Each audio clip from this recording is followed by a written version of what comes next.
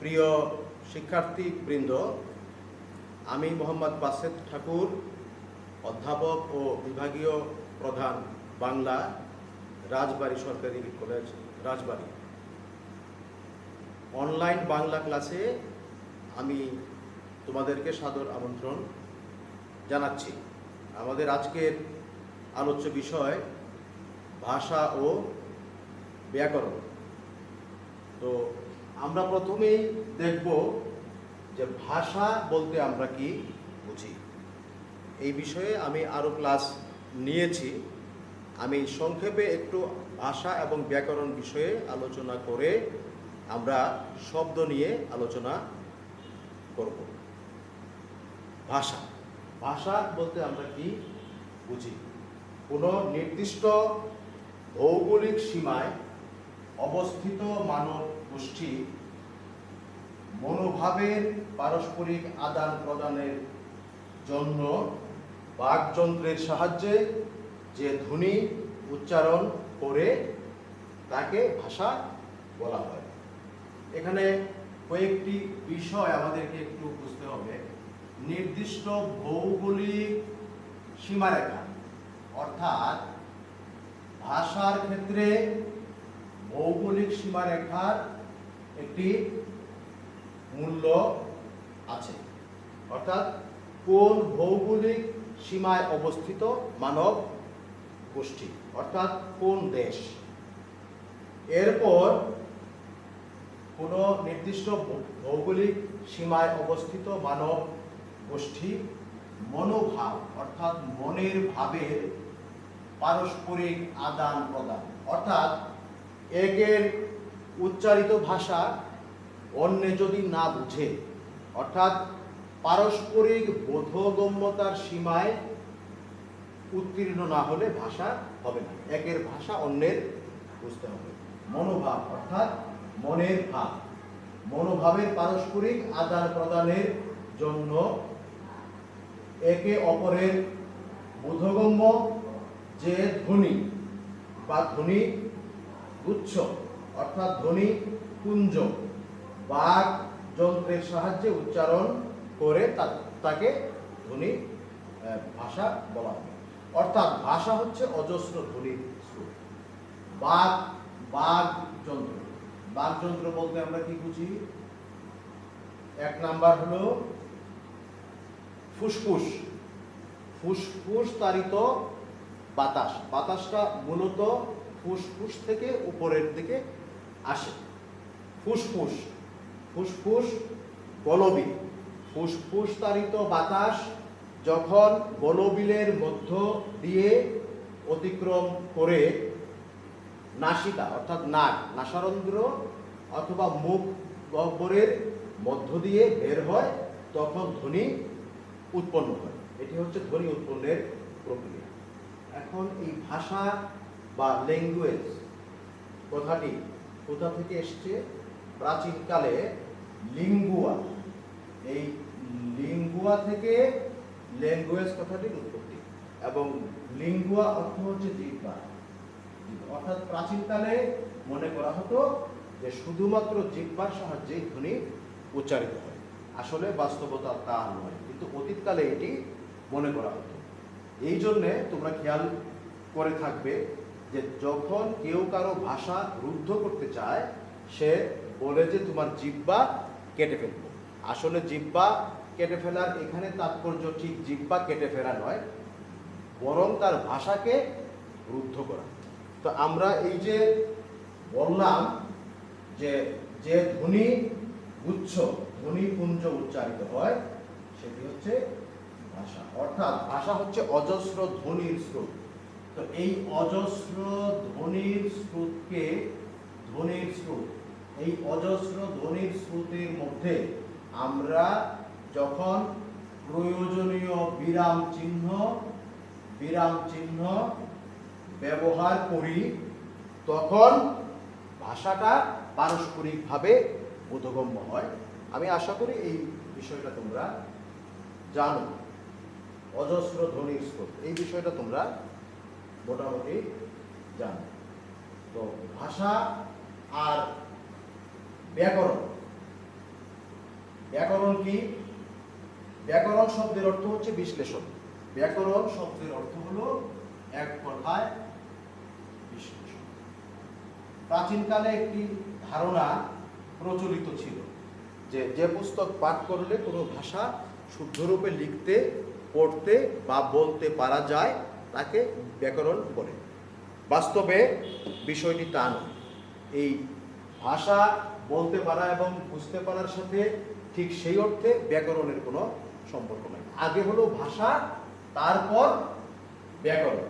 ব্যাকরণ শব্দের অর্থ হচ্ছে বিশ্লেষণ, অর্থাৎ ব্যাকরণ ভাষাকে বা ভাষার বিভিন্ন উপাদানগুলোকে বিশ্লেষণ করে, বিজ্ঞানসম্মত বিচার বিশ্লেষণ করে। অর্থাৎ যে শাস্ত্রে ভাষাকে বিশ্লেষণের মাধ্যমে এর পারস্পরিক, এর বিভিন্ন উপাদানের পারস্পরিক বিশ্লেষণ ও সম্পর্ক নির্ণয় করা হয় তাকে ব্যাকরণ বলে। ব্যাকরণ না বুঝেও না পড়েও ভাষা ব্যবহার করা সম্ভব। তবে যেহেতু ব্যাকরণ ভাষার বিভিন্ন উপাদানগুলোকে বিশ্লেষণের মাধ্যমে এদের পারস্পরিক সম্পর্ক নির্ণয় করে এবং ভাষার সৌন্দর্যকে বর্ধিত করে এবং ভাষার অন্তর্নিহিত শৃঙ্খলাকে আবিষ্কার করে। মূল কথা হচ্ছে যে ভাষার অন্তর্নিহিত শৃঙ্খলা, ভাষার একটি অন্তর্নিহিত শৃঙ্খলা আছে, সেই শৃঙ্খলাকে আবিষ্কার করে ব্যাকরণ। সে কারণে ব্যাকরণ পাঠ করা অপরিহার্য। এরপর আমরা দেখব ধ্বনি। এই যে অজস্র ধ্বনির স্রোত, ভাষা হলো অজস্র ধ্বনির স্রোত।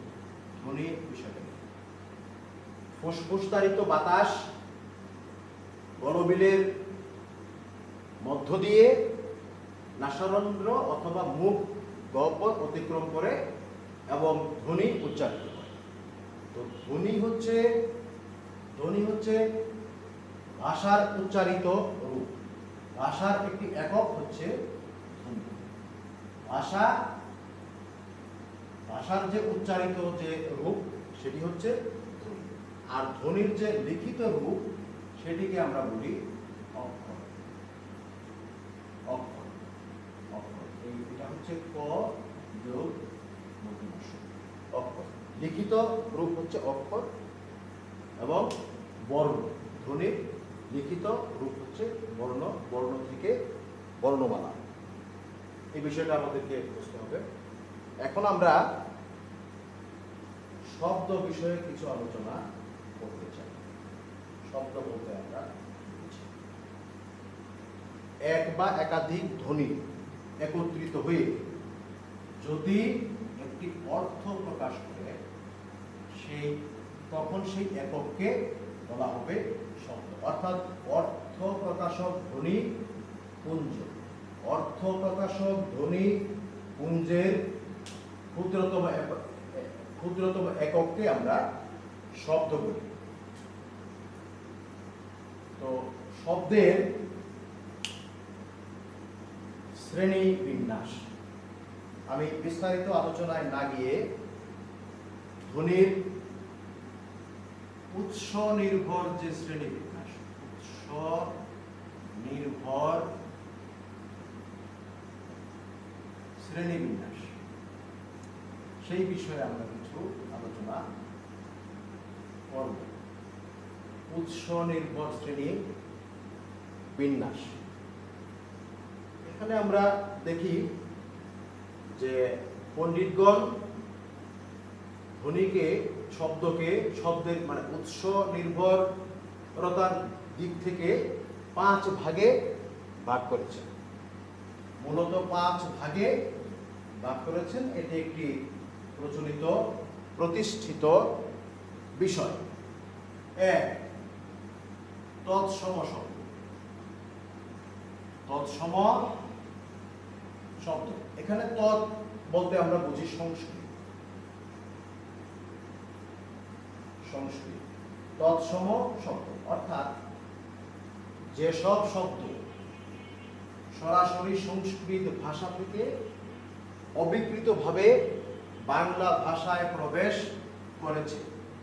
মস্তক, মস্তক, হস্ত, প্রস্তর, এই জাতীয়। অর্থাৎ যে শব্দগুলো সংস্কৃত ভাষা থেকে সরাসরি অবিকৃতভাবে বাংলা ভাষায় প্রবেশ করেছে সেই সব শব্দকে তৎসম শব্দ বলা হয়। 2 অর্ধ তৎসম শব্দ। অর্ধ তৎসম শব্দ আমরা সহজেই বুঝতে পারছি যে আধা সংস্কৃত, অর্থাৎ যেসব শব্দ সংস্কৃত ভাষা থেকেই এসেছে বাংলা ভাষায়, কিন্তু পরিবর্তিত হয়ে অর্ধেক বা সামান্য পরিবর্তিত হয়ে বাংলা ভাষায় প্রবেশ করেছে, সেই সব শব্দকে অর্ধ তৎসম শব্দ বলা হয়। এখানে আমরা যে সংস্কৃতের সরাসরি যে রূপটি আছে সেটিকেও আমরা ব্যবহার করি, আবার যে ভেঙেও আমরা ব্যবহার করি। যেমন গৃহিণী, গৃহিণী থেকে আমরা ব্যবহার করি গিন্নি। যেমন সংস্কৃত হচ্ছে জ্যোৎস্না, জ্যোৎস্না, এটাকে ভেঙে আমরা বিকৃত করে ব্যবহার করি জোছনা, জোছনা, জোছনা। এরকম শব্দগুলো হচ্ছে অর্ধ তৎসম শব্দ। তৃতীয়ত তদ্ভব শব্দ। এই তদ্ভব শব্দ অনেক। তদ্ভব শব্দ 3, তদ্ভব শব্দ। অর্থাৎ এই তদ্ভব শব্দেরও মূল কিন্তু সংস্কৃত। সংস্কৃত ভাষা থেকে যেসব শব্দ দীর্ঘদিনের বিবর্তনের মধ্য দিয়ে বাংলা ভাষায় বর্তমান রূপ পরিগ্রহ করেছে সেগুলোকে বলা হয় তদ্ভব শব্দ। যেমন হস্ত, হস্ত থেকে এক সময় ব্যবহৃত হতো হত্ত, হস্ত, হত্ত, হত্ত, হত্ত থেকে হাত, এখন আমরা হাত ব্যবহার করি।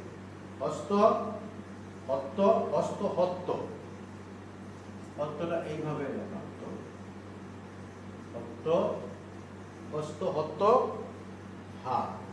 এগুলো হচ্ছে তদ্ভব শব্দ। তদ্ভব শব্দ অনেক বাংলা ভাষায়, তদ্ভব শব্দ। যেমন মস্তক থেকে মাথা, প্রস্তর থেকে পাথর, কঙ্কর থেকে কাকর, কাকর, এইসব শব্দগুলো হচ্ছে তদ্ভব শব্দ। 4 দেশি শব্দ। দেশি শব্দ আমরা বুঝি যে আমাদের দেশজ, আমাদের দেশি, আমাদের মৌলিক শব্দ, আমাদের আদিবাসীগণের ব্যবহৃত অনেক শব্দ বাংলা ভাষায় ব্যবহৃত হয়, সেগুলোর সংখ্যাও অনেক। মনে রাখবে আমাদের বাংলা ভাষায় প্রায় 1 লক্ষ শব্দ আছে।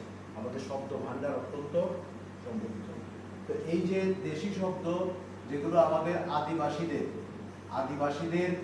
আদিবাসীদের ব্যবহৃত বিভিন্ন শব্দ, যেমন ঢেকি, ঢেকি, মুলা, চাঙ্গারি, পেট, এগুলো হচ্ছে দেশি শব্দ। এই শব্দগুলোর মূল কি ছিল সেটি আমরা জানি না, অর্থাৎ শব্দগুলো কিভাবে উৎপন্ন হয়েছিল সেটি আমরা জানি না। এগুলোকে এই কারণে অজানা মূল শব্দ বলা হয়। এদের মূলের কি ভিত্তি ছিল সেটি আমরা জানি না, তবে এর সাথে আমাদের ইতিহাস এবং ঐতিহ্যের সম্পর্ক আছে। 5 বিদেশি শব্দ। বিদেশি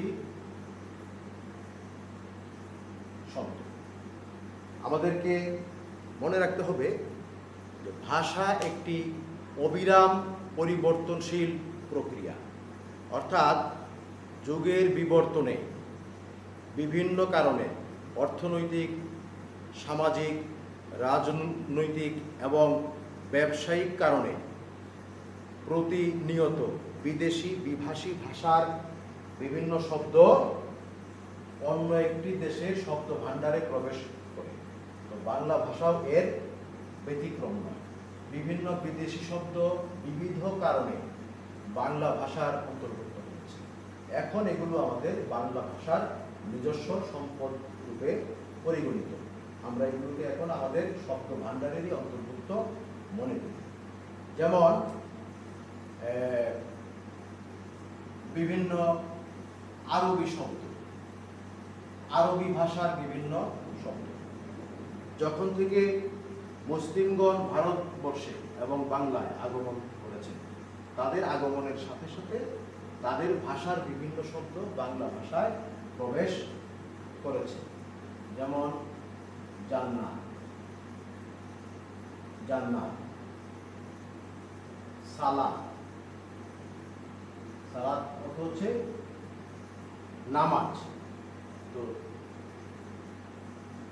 জান্নাত,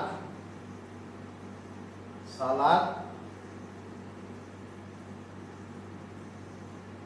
হজ, যাকাত, এরকম অনেক শব্দ আমাদের বাংলা ভাষায় প্রবেশ করেছে। ফার্সি শব্দ আছে, ফার্সি যেমন রোজা, নামাজ, রোজা, নামাজ, এগুলো সবই ফার্সি শব্দ। তারপর ইংরেজগণ আসে, ইংরেজগণের আগমনের সাথে সাথে তাদের অর্থাৎ ইংরেজি ভাষার অনেক শব্দ বাংলা ভাষায় প্রবেশ করেছে। পর্তুগিজ বণিকগণ এদেশে ব্যবসার জন্য এসেছিল। তো তাদের আগমনের সাথে সাথে পর্তুগিজ ভাষার বিভিন্ন শব্দ বাংলা ভাষায় প্রবেশ করেছে।